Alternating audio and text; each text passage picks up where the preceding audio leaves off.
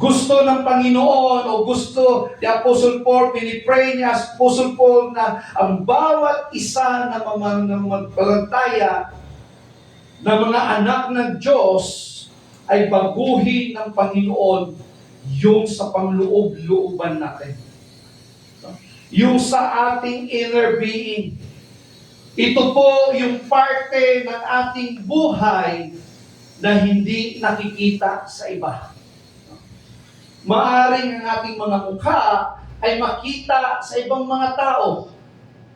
But God sees our heart. Ang Panginoon ay ang tinitingnan niya ang ating mga puso. Maaring ang ibang tao ay makarinig sa ating mga salita. Pero ang ating Panginoon knows what you carry inside. Maaring sa ating mga buhay, mga kapatid, kausap natin ng isang tao. Maganda siyang kausap, he still smile. Pero deep inside, sa kanyang puso, mayroon siyang dinadala. At napakaganda because this is the prayer of Apostle Paul. Nakikita ito ng Diyos. Alam ito ng Panginoon kung ano yung kinikerry natin inside. Kaya ito ang gusto ni Apostle Paul sa kanyang prayer. Na the power of God will change us in our inner being. Then Paul say, may God strengthen you. May God strengthen us. Mga kapatid, there are times when we think we need God to give us a stronger situation. But sometimes, God says, I will give you a stronger heart. Di ba yan maganda sa atin? Napakasarap, no? Hindi tayo bibigyan ng stronger situation ng Panginoon. Gusto ng Panginoon na bibigyan tayo ng stronger heart. Yan ang gusto ng Panginoon. We ask God to change everything outside us. Ano man ang ating mga circumstances na nakikita natin, na sa tingin natin, hindi na natin kaya. And God begins by changing something inside us. Nandyan pa rin yung ating mga sitwasyon. Nandyan pa rin yung ating mga problema. Hindi inaalis ng Panginoon. At sometimes, ang iniisip natin, Lord, nandyan ka pa ba? Nakikinig mo ba ako, Lord? But God is working. God is working within us sa ating kailaluman ng ating buhay. Kagaya po ng isang punong kahoy. Nakikita natin itong punong kahoy. Ano yung nakikita natin? Yung mga trunk niya, yung mga leaves niya, yung bunga niya. Pero hindi natin nakikita yung root ng punong kahoy. Maaring darating yung bagyo, malakas na hangin, malakas na ulan. Ang puno ay gumagalaw. Pero how this tree stand firm, it's depend sa gaano kalalim yung kanyang root. At mga kapatid, yan din po ang gusto ng Panginoon sa bawat isa sa atin. Gusto niya maging malalim yung ating pagkatao, yung ating pagiging isang Kristiyano. Kagaya sa gaano kalalim ang isang puno para mag-remain siya ng stand kung anuman ang bagyong darating sa ating buhay. That is why Paul says, strengthen you in your inner being. The Holy Spirit wants to strengthen our faith. Gusto niya may strengthen yung ating mga karakter. Gusto niya may strengthen how we love. Or maybe He wants us to strengthen our devotional life. He wants us to strengthen our inner life. Yan po ang panalangin ni Apostle Paul. And notice what Paul say in verse 17. So that Christ may dwell in your heart through faith. Wow. Let Christ make His home in us. Gawin natin na si Kristo ay manahan sa ating buhay. The word dwell means home. Siya ang manahan sa atin. Ito po ay nagbibigay sa atin ng kasiguraduhan. Kung titingnan natin, think about the difference between visiting a house. Pag nagbisita ka sa house, alam mo talaga, hindi ka convenient doon, aalis ka lang din. Pero, kung yung house na yun as taga doon ka, relax ka. You have all the freedom dahil sa iyo yun na bahay na yun. You belong in that house, hindi ka visitor. Ganon din ang buhay natin. Kung si Kristo ang manahan sa atin, ito yung prayer ni Apostle Paul, let Christ make His home in your heart. Not just visit on Sunday or during sa ating praise and worship. Not just remember Him when you have a need sa ating mga buhay. Minsan ito yung ating mga maalala natin yung Panginoon. Sa panahon na nabibigitan tayo sa ating mga problema. Mayroon tayong problema, saka pa lang tayo lalapit sa Panginoon. Kaya ito yung prayer niya sa Apostle Paul, na ang Panginoong Jesus ay manahan sa ating mga puso. Kung si Kristo ang manahan sa ating puso, it will change everything. Sa ating mga decision, siya ang mangunguna. Sa ating mga plano, siya ang mangunguna kung siya ang manahan sa ating mga puso. Sabi ni Jesus Christ in John 15:4, remain in me, and I also remain in you. Siya ang vine, kung tayo'y manatili sa Kanya, tayo ay magkaroon ng tunay na relationship kay Kristo. Mga kapatid, yan po ang buhay ng isang Kristiyano. Remain in Christ. Stay connected to Him. Walk with Him. Listen to Him. Trust Him. Follow Him. Yan po ang mga buhay ng isang Kristiyano. Kung titingnan natin sa prayer ni Apostle Paul, go back sa prayer ni Apostle Paul, sabi ni Apostle Paul, Lord, make them powerful. He is praying, Lord, make them deeply connected into Christ. Yan po ang panalangin ni Apostle Paul na bawat isa sa atin maging connected kay Kristo na ating Diyos. Thank you.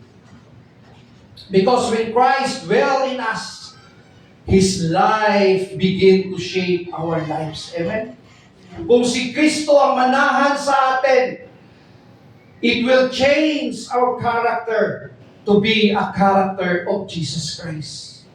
How Jesus loved each other, it will change also us. Kung si Jesus ang nasa ating puso, our priority begin to shape, kung si Kristo ang manahan sa atin.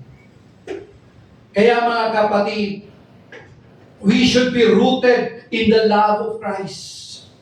Paul continues, and I pray that you being rooted and established in love may have power. Now Paul gives us another picture sa root. Again, think about the tree. Hindi natin nakikita yung ugat ng isang puno. Walang pumapalakpak sa ugat. Sa puno, mayroon. Pag may bunga, Magpalakpak tayo, wow, maganda, maraming bunga. Marami tayong makain. Pero sa ugat, walang masayahan sa ugat. Walang nakakita. No? But the root determine the strength of the tree. Ganun din ang ating buhay Kristiyano. Kaya sinabi ni Apostle Paul, be rooted and established in love. Mga kapatid, kanino tayo nag-root? Kanino tayo nag-uugat?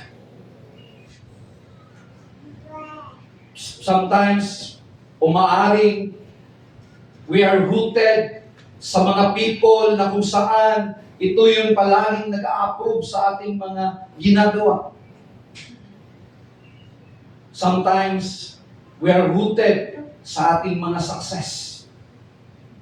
Or we are rooted in our position. Lahat yan ay makabago sa ating mga pananaw. But Paul said, be rooted in the love of Christ. Because when you know you are loved by Christ, you don't have to spend your whole life trying to prove your worth. Hindi na natin kailangan kung ano pang gagawin natin just to prove na tayo ay Christian. No.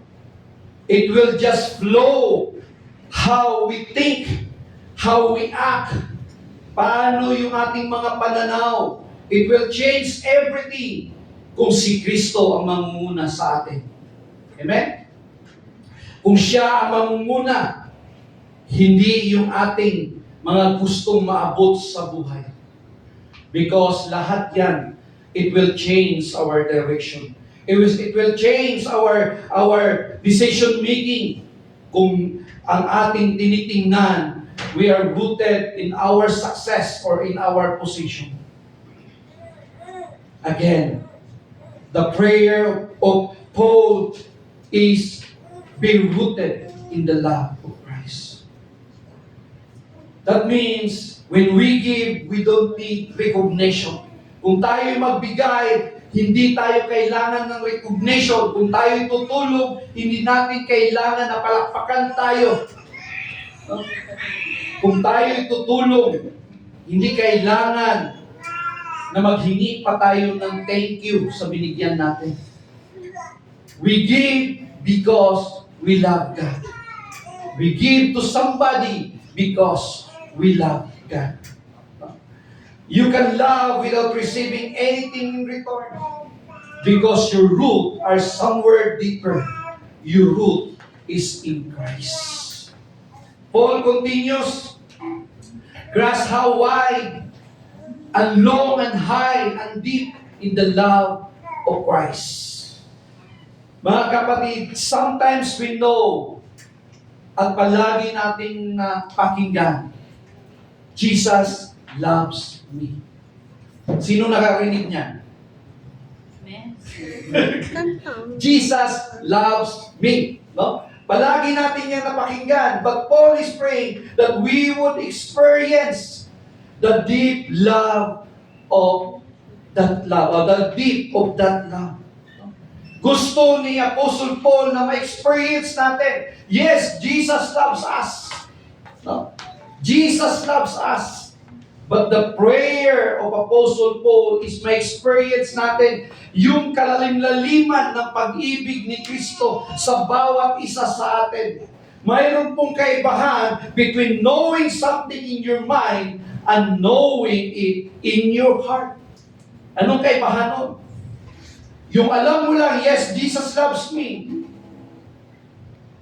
Iba yung sinasabi ng heart mo na Jesus loves me. Because the heart speak dahil na-experience mo kung gaano ka kamahal ng Panginoon.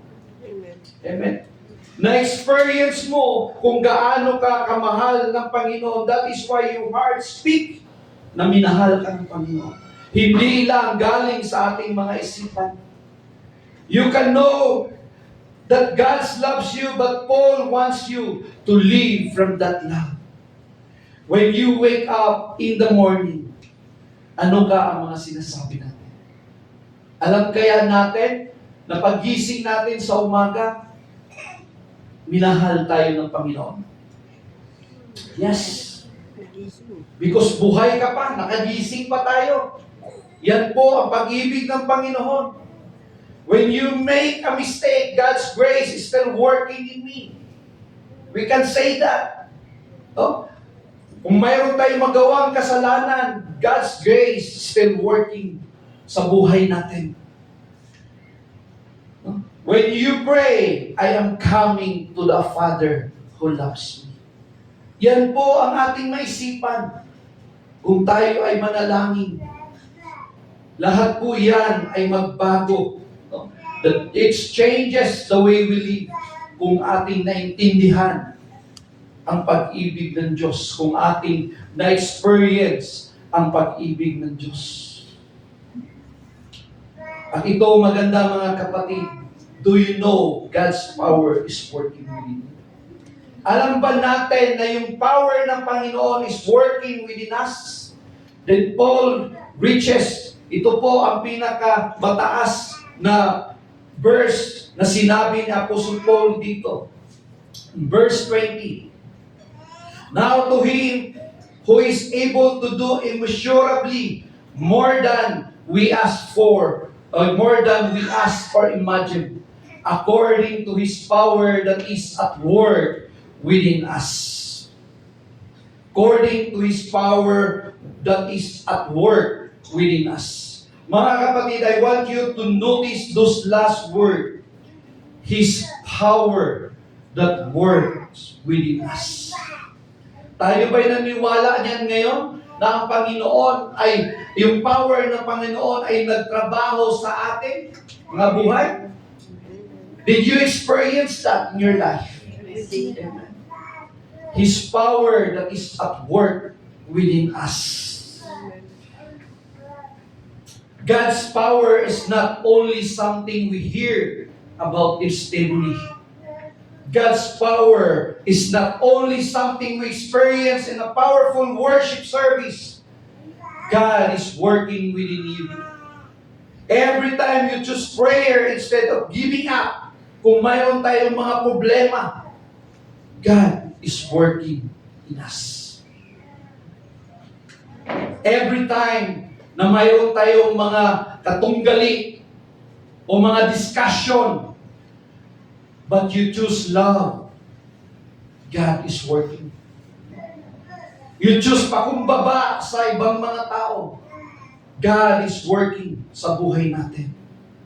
Every time you open God's Word and allow Him to speak to us, God is working. Every time the Holy Spirit correct you, and you say, yes, Lord, susunod ako sa iyo, Holy Spirit, God is working. That is God's power working in us. Sometimes we look for the spectacular na mangyari sa ating buhay. But ang Panginoon ay sometimes gumagalaw. He is working in an ordinary situation in our life. The good thing is, we know that God is forming us to be like Christ.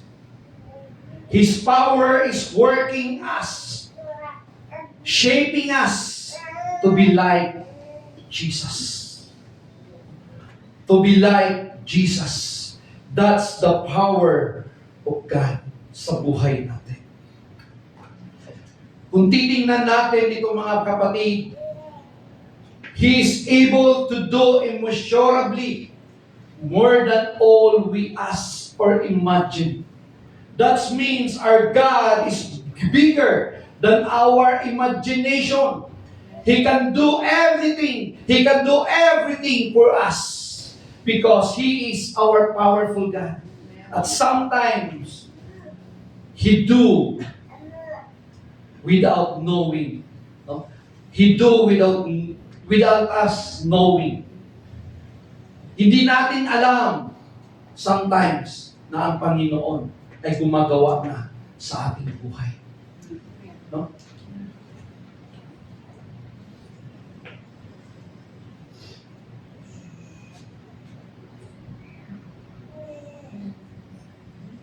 Dito sa verse na ito,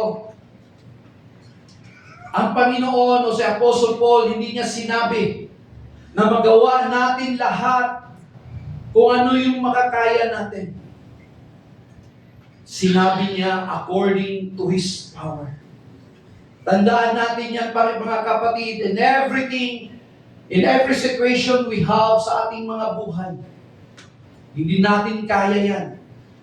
But according to the power of God, lahat magagawa ng Panginoon. He can make us change sa ating mga pananaw, sa ating mga puso, maging matatag tayo. Yan po ang ginagawa ng Panginoon sa atin. To make it clear, simple, hindi inaalis ng Panginoon yung ating mga problema. He changed us inside sa ating mga buhay. Paano tayo maging matatag sa ating mga problema na ma-meet. At kung titingnan natin ang verse na ito, ang passage natin ngayon, ay laging bumabalik papunta sa Panginoon. Because this prayer, the prayer of Apostle Paul to the church is he wanted all believers to be like Jesus, to be like Christ. No? Kaya yung prayer niya ay bumabalik sa Panginoon. Tingnan natin sa verse 21. To Him be glory in the church and in Christ Jesus throughout all generations, forever and ever. Amen. Paul begins, strengthen you with power. Diyan po nag-umpisa ang prayer ni Apostle Paul sa bawat isa sa atin. To strengthen us with power of the God. Excuse me. Then he continues, Christ may dwell in your heart. He pray na ang Panginoon ay maging tahanan niya ang ating mga buhay, ang ating mga puso. He dwell in your heart, in our heart. Then he continues pray, rooted and established in love. That all believers will be rooted in the love like Christ. How Christ loved to each other. Na ito din ang ating we are also rooted and established in love, that we also love each other as fellow believers in Christ. Then filled to measure of all the fullness of God. Then His power that is at work within us. His power that is at work within us. Lagi natin yan tandaan, mga kapatid. Every time, God is not sleeping. He is always working sa buhay natin. Amen. Hindi man natin ito alam, hindi man natin ito mamalayan, but God is always working in every situations we encounter in our life. Hindi niya tayo iniiwan. And finally, to Him be glory. Lahat ng mga ginagawa natin is for the glory of the Lord. No? Bumabalik lahat sa Panginoon. No? Lahat for the glory of God. That is why his prayer is to be like Christ. A Christian believer will be like Jesus because our life will glorify our Father. How we move our life will glorify the Father. Kung ating itong nakikita, no? Kung ating itong namasdan, God gives the strength. Siya ang nagbigay sa atin ng kalakasan. Si Jesus ang nanahan, nakatira sa ating buhay. His love becomes our foundation. His power works within us. And the glory goes back to Him. Kung titingnan natin lahat ang mga sinasabi natin ng ating napakinggan, wala doon na tayo ang gumawa. Lahat na prayer na ating napakinggan mula kay David kay Jesus Christ until kay Paul, ang Panginoon lahat ang gumawa para sa atin. Siya nagbibigay sa atin ng strength. Si Jesus Christ ang nanirahan sa atin so that we can go sa ating mga buhay na maging maayos yung ating buhay dahil si Kristo ang kasama natin. Dahil sa kanyang pag-ibig, yun po ang ating foundation sa ating buhay. Namatay si Kristo dahil sa kanyang pag-ibig sa atin na gusto niya tayong iligtas. That is why His love becomes our foundation. Nandito tayo ngayon. Ito yung buhay natin ngayon because of God's love for us. And His power work within us. Yes, nandun pa rin yung ating mga sitwasyon, nandun pa rin yung ating kabigatan.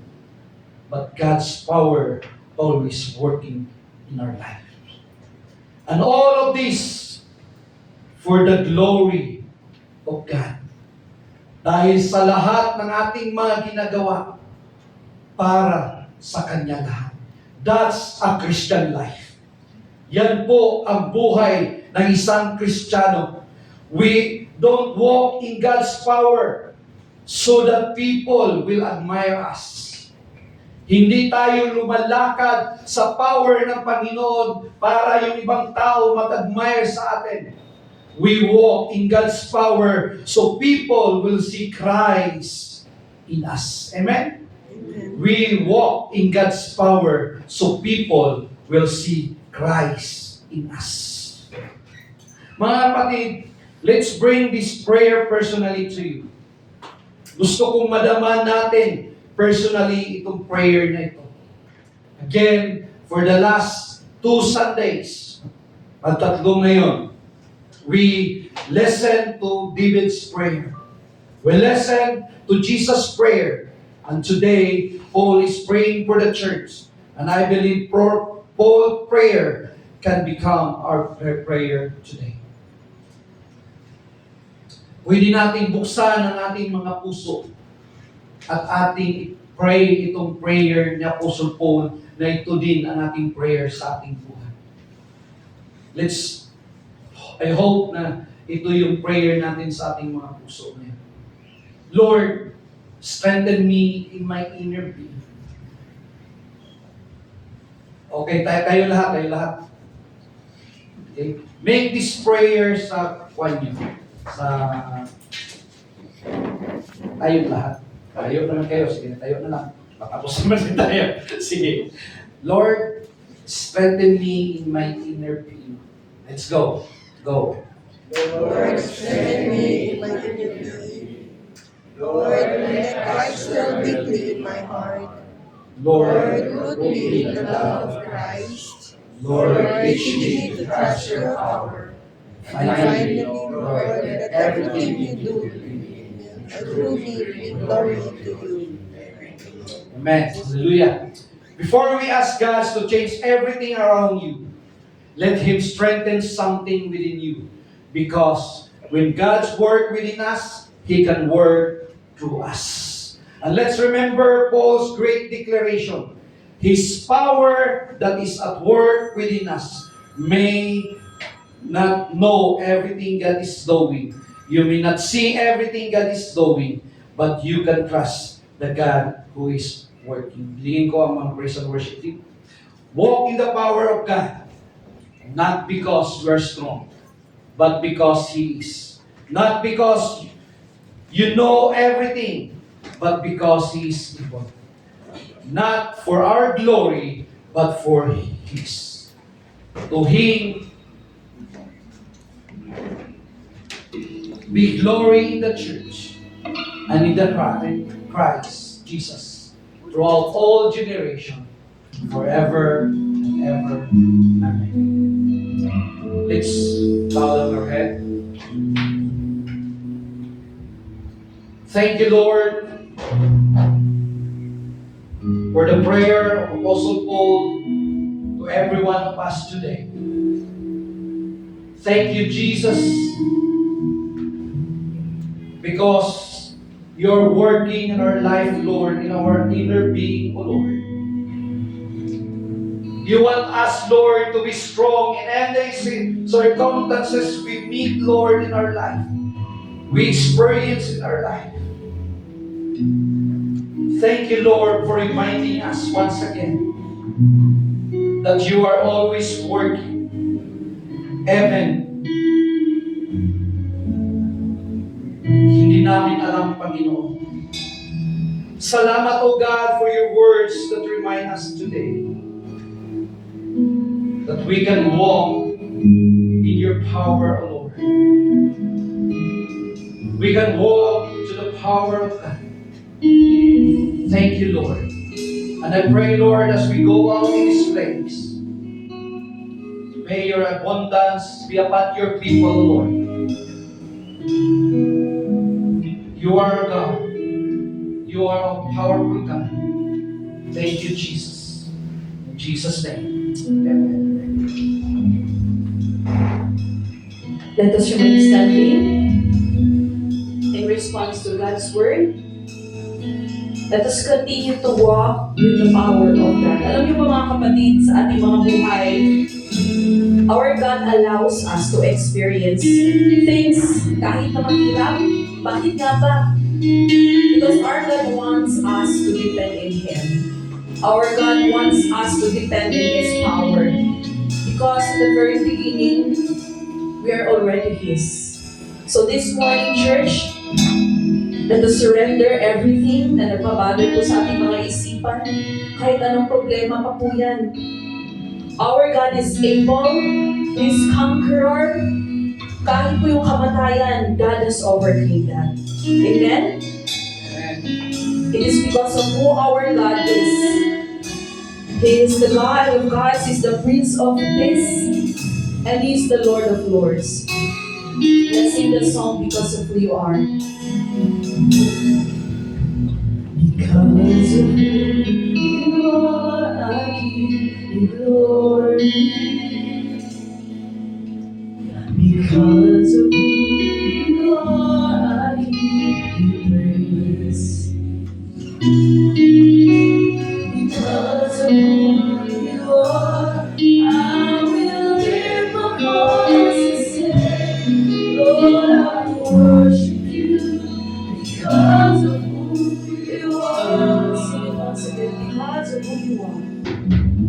Because of who you are, I give you glory. Because of who you are, I give you praise. Because of who you are, I will lift my voice and say, Lord, I worship you. Because of who you are. Lord, I worship you.